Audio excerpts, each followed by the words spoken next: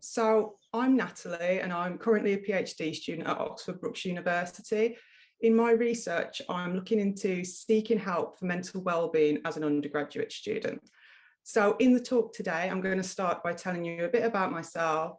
Then I'm going to talk about my research, the motivations behind it and the aims of it.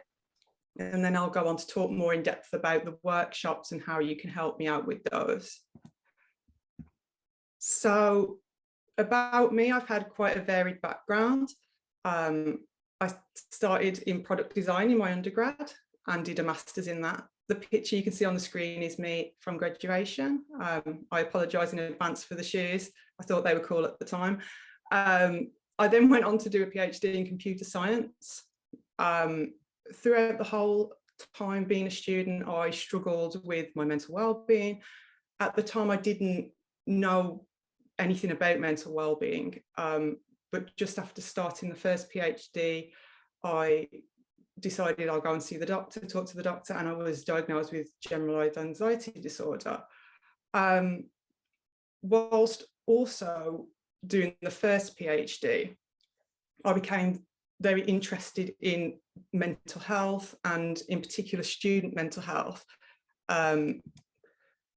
I worked alongside students as a PhD student, as a demonstrator, and I'd see firsthand the struggles that they were having and the stress that they were under due to the work. And it kind of motivated me, that, and also my own experiences, to want to make a change in this area in any way that I can, really.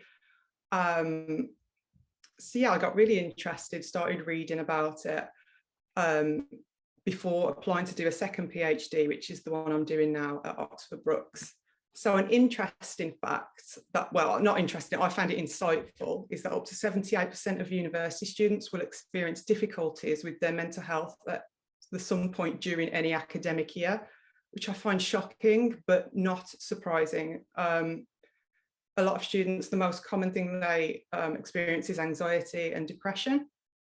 And thinking about why they experience this, there's a number of reasons given from research. So for you guys starting university, it's probably a really big transition. For some of you, it may have been the first time you've lived away from home. You may have lost your previous support networks and emotional support networks. You're expected to kind of form new friendships and form new groups, and that can be really stressful and challenging for some too. But also for some of you, it may be the first time that you are expected to look after your own finances, and budgeting and paying bills on time can be really stressful. The most commonly cited source of stress for students is academic, and I'm sure a lot of you have experienced the stress of assignment deadlines, exams. And when you shift from school to university, there's a change in the type of learning that takes place. It becomes more self-directed. And for a lot of students, maybe some of you, it's been quite difficult to adjust to that different type of learning. And of course, sorry, I have to mention it, you're probably sick of hearing about it, but coronavirus hasn't helped the last couple of years. There's been a lot of uncertainty, which I'm sure you've all experienced, and a lack of face-to-face, which can make socialising difficult. And it definitely has a negative impact on our well-being overall. If left unaddressed, if you experience mental distress, it can lead to more detrimental impacts. For example, on your academic attainment, some students may find it difficult to complete assignments. In extreme cases, they may drop out of university altogether. It can have a negative impact on your social relationships. It might put a strain on your relationships with your friends, your family. It may cause you to become quite detached, isolated, but it can also have a negative impact on your physical health. So, for example, say if you are self-harming or misusing substances as a way to cope, it can negatively impact your physical health. So, students are at high risk of experiencing mental distress for the factors that I discussed a couple of slides ago. But students are also the least likely group to seek help for their issues when compared to the general population.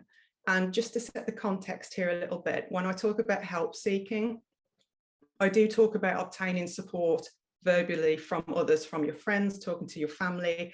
But help seeking can also include seeking information yourself, be it on Google or getting leaflets from places, but also taking the steps towards getting professional help. So maybe signing up to a university counselling service or a visit to the GP. These are all different types of help seeking. Research has previously suggested that students face a number of barriers when trying to seek help. I've put them here on this little brick wall in the middle. I won't go through all of them, but common ones, for example, are normative beliefs. This is when students believe because you're a student, you're expected to have no sleep, you're expected to be stressed a lot of the time, and that's simply, it's not true. Negative attitudes can be students feeling that the treatment won't work for them, but also it's quite apparent that there's a lot of stigma still about talking about mental well-being and mental health in the campus environment, and that's not something that's gone away. So a concept that's been suggested to challenge the barriers that I talked about is the concept of mental health literacy. So this is the knowledge and beliefs about mental disorders which aid in their recognition, management or prevention. So mental health literacy equips individuals with the knowledge to be able to obtain but also maintain positive mental well-being.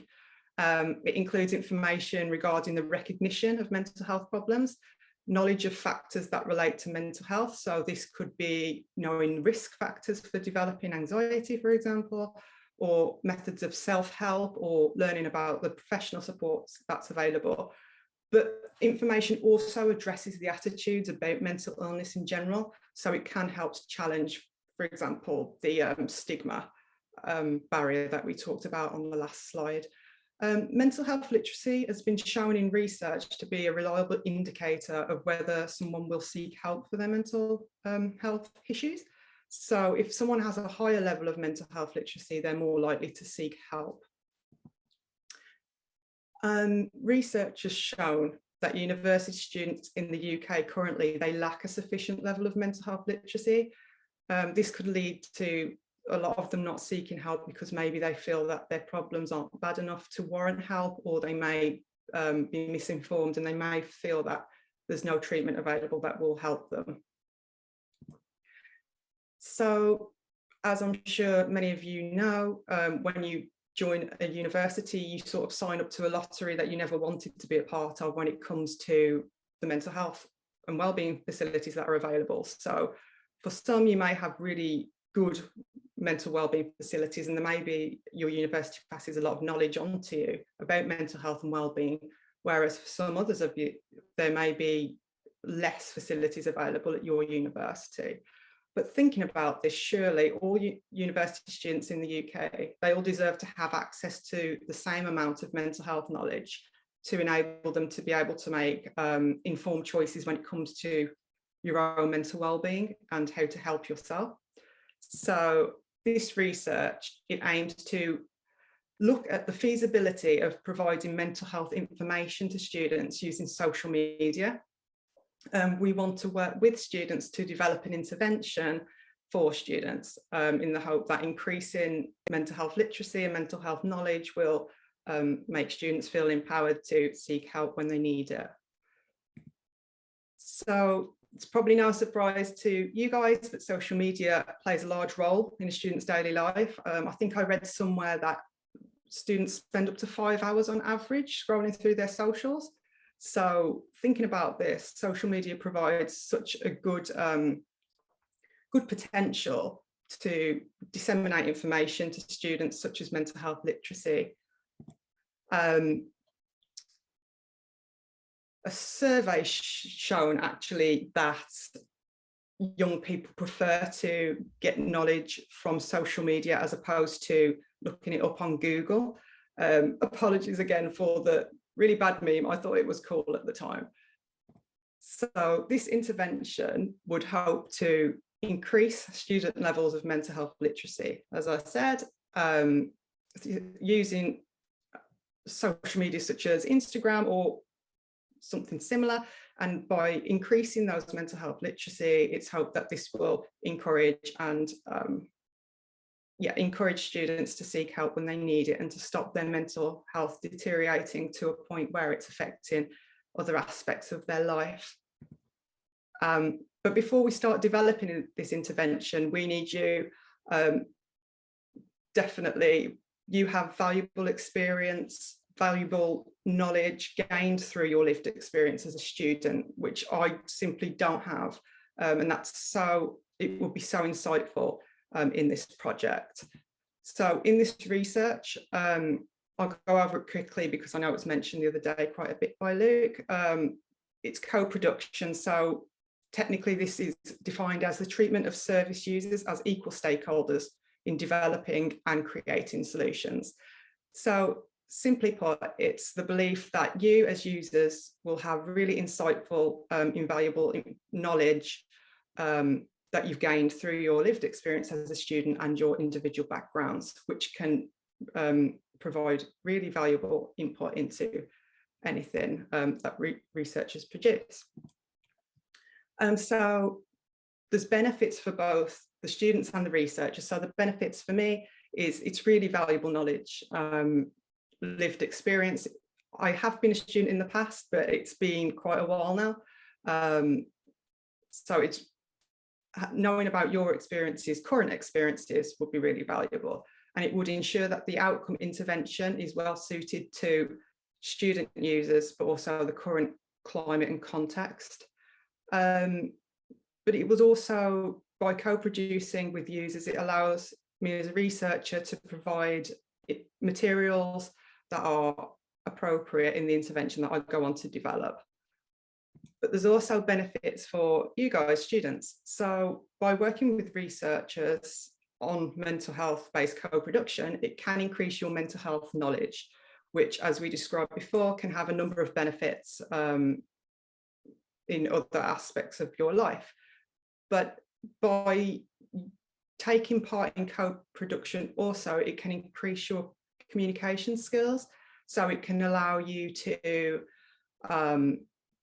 communicate how you're feeling, talk about past experiences. This is a really good general skill to have, which will hopefully look really great when you'll go to do a career after your degree. But it also helps in community building. So by talking about mental health with researchers within a group of students, it can really help us to challenge the stigma, maybe even self-stigma that some of us feel when it comes to mental health. So some of you may be wondering, what are these SMaRteN co-production sessions for exactly? So as a researcher, I want to better understand your help-seeking behaviours currently. I've developed 3 online workshops looking at different elements of help-seeking for students. These will, of course, collect really insightful and valuable data to me as a researcher, but I want them to also be as beneficial and engaging to you guys as possible, and this is where I need your help. So these workshops will run as a pilot. It would be great to get your feedback after each one to know how engaging you found them, whether you felt that they fulfilled the learning aims, whether the functionality of them worked for you, and also whether you felt that they were an inclusive and comfortable environment to communicate in. That's just a quick screenshot of one of the workshops, just to give you an overview of what it will look like. Looking at the more technical elements of it, so each workshop will join on Zoom, and then when it begins, I'll give you a link to a Google Slides, and that will be interactive. So throughout the session, you'll be asked to move things onto the slides, to type on Post-it notes, to type on the slides, hopefully really interesting and interactive. But because of these elements, I would recommend accessing it through a computer just to ensure that you have the full interactivity available. And of course, with the workshops, you can contribute as much or as little as you feel comfortable in doing. It's set up so you don't have to take part in any tasks that you don't feel you want to, or you're not comfortable taking part in. So there will be 3 workshops in total, and I've just put the dates there. So the next 3 Thursdays from 5:30 to 6:30. A quick overview of what each session will involve. So the first week will be a sort of introductory session into exploring help seeking for mental health and well-being. So we'll look at healthy and unhealthy methods of coping with mental distress. I'll present you research about the help seeking process for mental distress, and we'll go through the steps of that and think about it. But we'll also explore challenges that students face, like maybe some of you have faced whilst trying to seek help for your mental well-being. The second week, we'll look more at mental health literacy. So I gave you a really quick sort of snapshot of it today, but we will go on to look at it in more depth, what it is, the benefits of having high levels of mental health literacy, and I'll hopefully provide you with some methods of obtaining mental health literacy, if that's something that you would find useful. And the final week, we'll bring the social media aspect into it. So we'll start thinking about how we can seek help for our mental well-being using social media. Something really important is this concept of fake news at the moment. So we'll go on to think about how we can evaluate the reliability of information presented on social media platforms. And I've got some tips for you there, how to do that. And in general, we'll consider the feasibility of using social media throughout the help seeking process. So that's just an overview of the sessions. This is how the help seeking workshops fit into my PhD grant plan. So they're in the first section where I'm trying to understand better student current behaviours. So I've been running a survey for a couple of months. These workshops will work with that. Then after I've analyse that and understand student behaviours a bit better, I'm going to go on to start producing the intervention. And I'm going to do that in a series of meetings with students, working with them to produce the functionality, the material, and get them involved as much as possible. And then with the intervention I develop, I'll go on to trial that to see how beneficial it is to students. And that's just a little snapshot there. So yeah, that's just a quick overview of me, PhD, and workshops. If any of you want to get in touch, my email address is there. But also, yeah, follow me on socials if you want to. I'm on Twitter and I'm on Instagram at justnatwald. I'm happy to answer questions, but I don't know if I have access to the chat, Joe. But yeah, thank you.